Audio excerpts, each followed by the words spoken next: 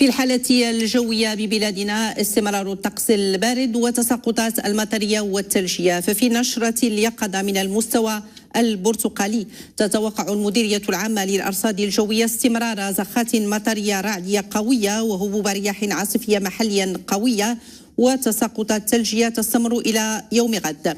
فمن المنتظر اليوم وإلى غاية 11 مساء نزول زخات مطرية رعدية قوية بمقاييس تتراوح ما بين 30 و70 ملم ستهم عملات وأقاليم بن سليمان، برشيد، دار البيضاء، شفشاون، شتوك عتباها، الصويرة، القنيطرة، العرائش، مديونة، المحمدية، وأيضا النواصر، وزان، الرباط، أسفي، سالات، مرا، صخيرات، طنجة، أسلة وتيزنيت.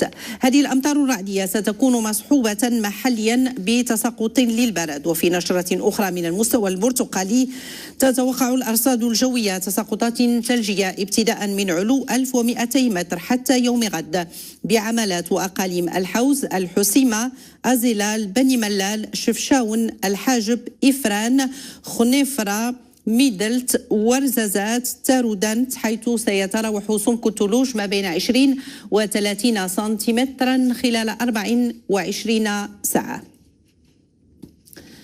وبالنسبة لمقاييس تساقطات المطرية المسجلة من الساعة 6 من صباح أمس إلى غاية الساعة 6 من صباح اليوم، فقد سجلت أعلى مقياس بالمحمدية 39 ملم، وبشفشاون 35 ملم، برباط سلا 32 ملم، كما سجلت 28 في بن سليمان، 23 بكل من الرباط المدينة وسطات والقنيطرة، 19 ملم سجلت بسيدي سليمان، إفران وتيزنيت، 17 بدار البيضاء أنفا، 15 ملم بخريبكا وتطوان، 12 ملم بتازا ومكناس، 9 ملم بطنجة و8 ملم بالجديدة وبني ملال. أما عن مقاييس التساقطات الثلجية فقد وصلت بإقليم إفران إلى 23 سنتيمترا بالمدينة و30 سنتيمتر بجبل مشلفن، فيما وصلت إلى 50 سنتيمتر بجبل حيان. في إقليم تازا تراوحت المقاييس ما بين 15 و20 سنتيمترا، وهي نفس المقاييس التي سجلت بمرتفعات أزلال. وفي إقليم تارودانت وصلت إلى 20 سنتيمترا، وفي مرتفعات ورزازات تراوحت ما بين 15 و30 سنتيمتر. بمناطق الأطلس المتوسط وعلى مستوى إقليمي إفران وميدلت صعوبات أمام حركة المرور ببعض المقاطع بفعل تساقطات الثلجية الكثيفة وسرعة الرياح. جهود متواصلة تبذل للتعامل مع هذه الوضعية. عبد المجيد حلاوي وأحمد الفضل. بإقليم إفران صعوبات تعترض حركة السير بين أزرو وتمحضيت، فالتساقطات الثلجية ولله الحمد كثيفة يصحبها انخفاض في درجة الحرارة ورياح تبلغ سرعتها 76 كيلومترا في الساعة. انا عندي الديبار من كناسه للنيف، تنمشي لها النيف، وديما تنجيو حتى البارير ملي تيطيح الثلج تنجيو حتى البارير ديال ازرو تنحبسوه هنايا. وعندنا النقطه السوداء بين ازرو وايتوفلا، ما بين ازرو حتى تمحضيت واحد المسافه على اللي كانت تقريبا شي 25 كيلومتر كلها ريح.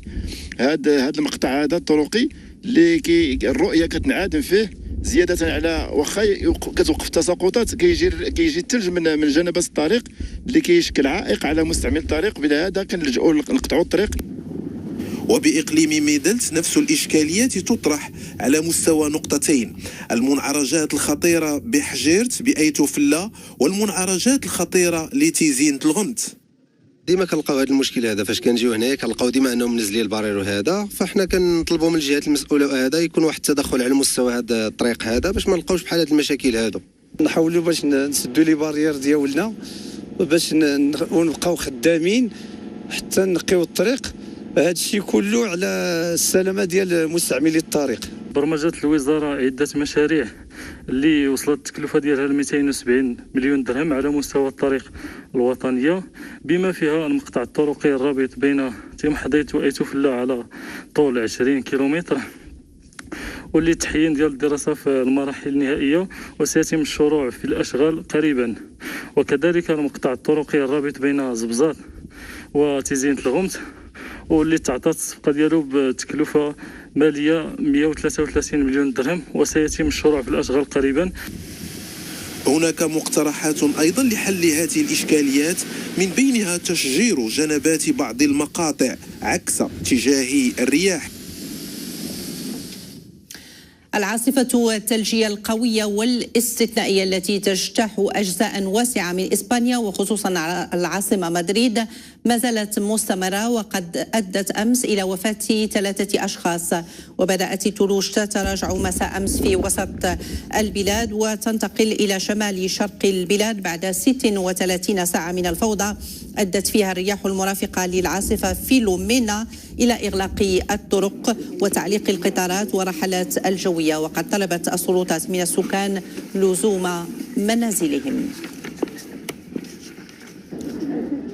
في حوادث الطيران المدني، تحطمت أمس طائرة ركاب أندونيسية في رحلة داخلية وكان على متنها 50 راكبا بينهم أطفال و12 من أفراد الطاقم جميعهم أندونيسيون.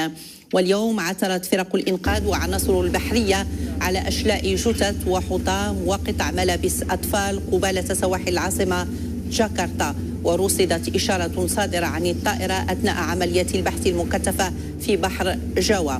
وكانت الطائرة تقوم برحلة داخلية بين جاكرتا وبونتياناك في جزيرة بورنيو حين فقدت الاتصال ببرج المراقبة بعد 4 دقائق فقط على إقلاعها.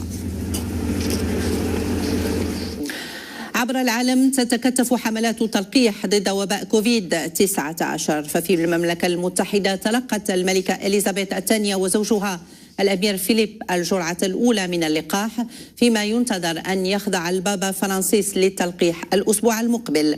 وفي الهند أعلن رئيس الوزراء أن بلاده ستباشر بعد أسبوع واحدة من أوسع حملات التلقيح ضد فيروس كورونا المستجد في العالم، ستشمل 300 مليون شخص. حبلوها بالكاراتي. مع تسارع انتشار وباء كوفيد-19 عبر العالم، الهند ثاني أكثر الدول تضررا من هذا الوباء بعد الولايات المتحدة. أعلن رئيس وزرائها أن بلاده ستبدأ بعد أسبوع واحدة من أوسع حملات التلقيح ستشمل 300 مليون شخص. وقد سجلت الهند حتى الآن أكثر من 10 ملايين إصابة وأزيد من 150 ألف وفاة. وبعيدا عن الهند، تشهد بريطانيا منذ مطلع السنة الجديدة تسجيل أكثر من 60 ألف إصابة يومية، ما يمثل حصيلة قياسية، حيث تجاوزت حصيلة الإصابات المؤكدة حاجز 3 ملايين إصابة وأكثر من 80 ألف وفاة. وتتواصل بالمملكة المتحدة عملية التلقيح، إذ تلقى 1.5 مليون شخص الجرعة الأولى من اللقاح، بينهم الملكة إليزابيث الثانية وزوجها الأمير فيليب.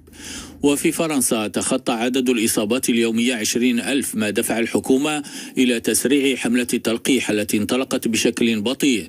كما قررت الحكومة تقديم بدء حظر التجول ساعة في 8 مقاطعات إضافية، لكن المسؤولين المحليين انتقدوا هذا الإجراء مشككين في فعاليته.